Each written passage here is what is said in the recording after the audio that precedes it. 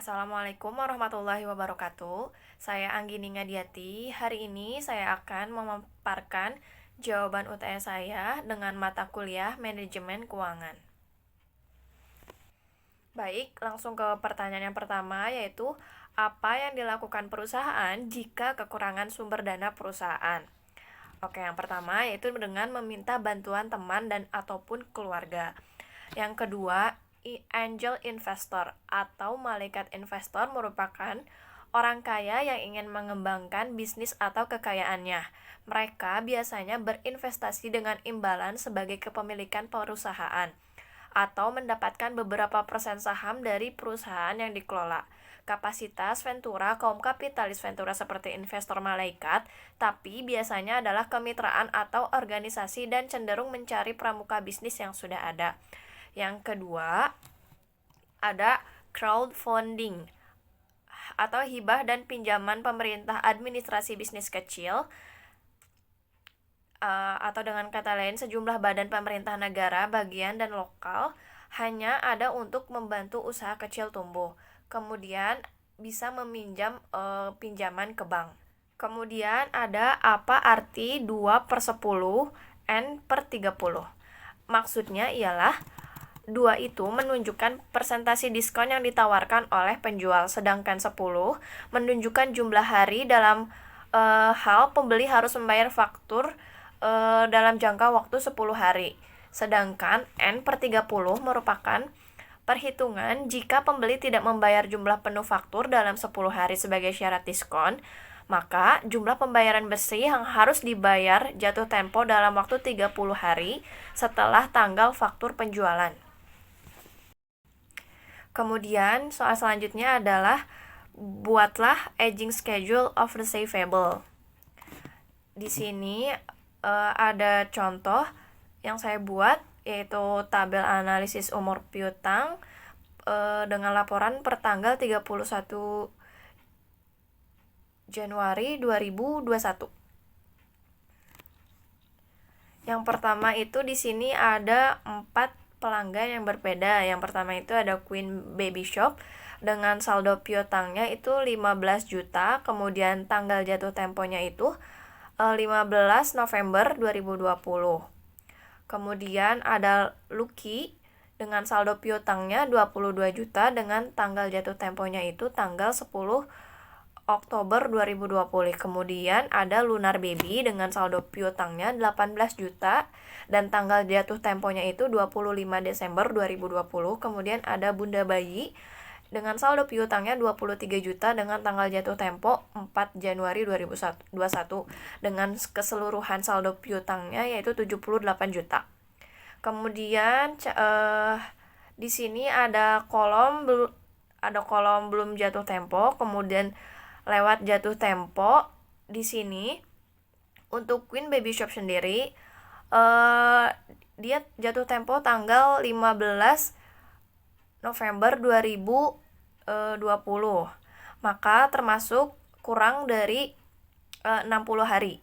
Jadi kita masukkan di tabel 31 sampai 60 hari dengan saldo 15 juta. Kemudian ada Lucky dengan tanggal jatuh temponya itu tanggal 10 Oktober 2020, maka di sini kita masukkan ke dalam tabel yang menunjukkan harinya itu lebih dari 60 hari atau kurang dari 90 hari, kita masukkan di tabel 61 sampai 90 hari dengan nominal 22 juta.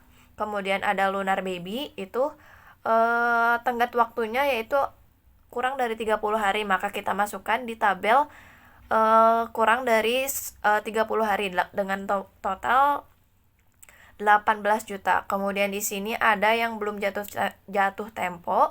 Dikarenakan ini tanggal jatuh temponya tanggal 4 Januari, maka itu belum ditagih. Belum waktunya untuk ditagih, maka kita masukkan di kolom belum jatuh tempo. Kemudian di sini ada persentase kerugiannya untuk yang lewat jatuh tempo 1 sampai 30 hari yaitu 10%. Kemudian 31 sampai 60 hari itu 15% dan 61 sampai 90 hari itu adalah 20%. Maka di sini memperoleh beban kerugian piutang setelah kalikan dengan persentase kerugian, mendapatkan nominal 8.910.000 untuk beban kerugian piutangnya. Selanjutnya yaitu berapa tingkat inflasi saat ini. Berikan sumber saudara mendapat tingkat inflasi tersebut dalam bentuk SS, kemudian apakah kita layak berinvestasi. Menurut investor.id, Bank Indonesia meyakini inflasi tahun 2021 tetap dalam sasaran 3,0% plus kurang lebih 1%. BI tetap berkomitmen menjaga stabilitas harga dan memperkuat koordinasi kebijakan dengan pemerintah, baik di tingkat pusat maupun daerah, melalui tim pengendali inflasi, untuk mengendalikan inflasi sesuai kisaran targetnya. Inflasi pada tahun 2021 diperkirakan tetap terkendali dalam sasaran 3,0%.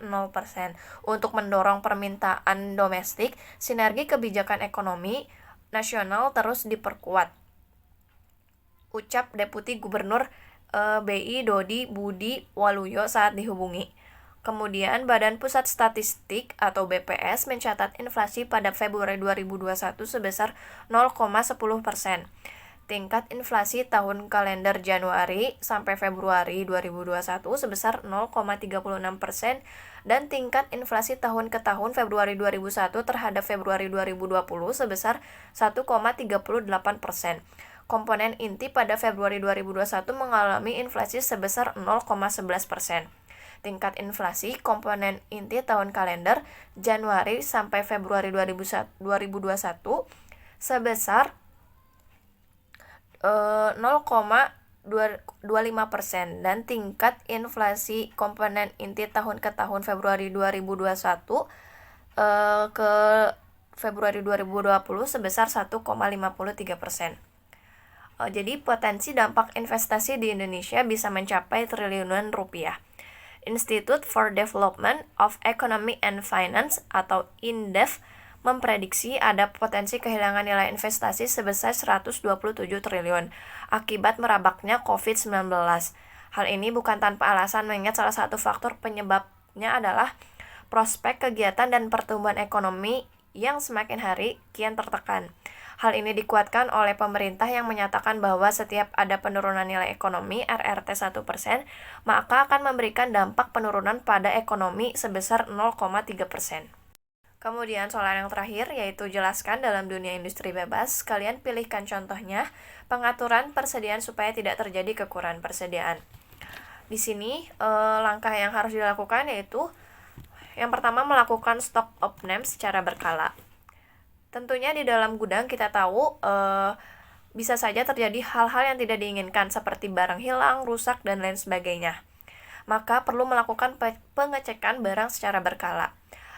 Yaitu hal yang perlu dilakukan standar operasional ini adalah dengan melakukan pengecekan sebelum barang disimpan dan melakukan pengecekan secara rutin. Kemudian yang kedua yaitu menggunakan aplikasi pengelolaan stok barang. Dengan adanya aplikasi, maka pengelolaan stok barang dalam jumlah yang banyak akan dapat dilakukan dengan cepat dan juga akurat.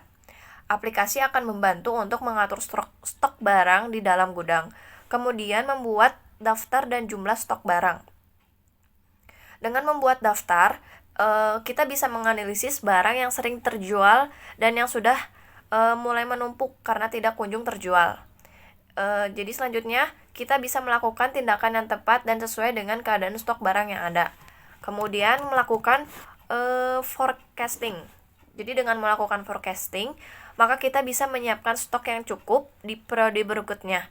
Selain itu, forecasting juga berguna untuk menjaga stabilitas pada bisnis yang sedang dijalani atau sedang ditekuni. Kemudian memberikan kode untuk setiap barang. Kode itu akan sangat membantu kita dalam khususnya menjual berbagai macam barang. Jadi kode itu bisa berupa angka, bisa berupa huruf, ataupun bisa berupa warna. Jadi pada setiap barang kita bisa tahu mengetahui jenis barang yang lebih spesifik pada saat penjualan. Sekian pemaparan jawaban UTS yang bisa saya sampaikan. Mohon maaf apabila ada kekurangan. Wassalamualaikum warahmatullahi wabarakatuh.